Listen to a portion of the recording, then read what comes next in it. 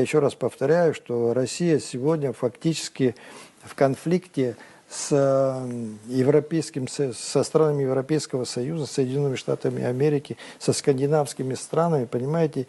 И в этой связи их участие здесь в проектах в Абхазии вызывает, конечно, большие вопросы. Потому что если мы союзники, и мы нашу внешнеполитическую деятельность сверяем и консолидируем. Все это надо учитывать, ведь когда началась эта специальная операция, наши граждане там воюют.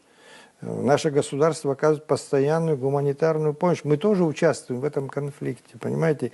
И поэтому, когда наши представители нашего общества, а там большинство представителей правительственных организаций пишут письмо против этой операции военной, ну, это, конечно, вызывает у нашего союзника вопросы.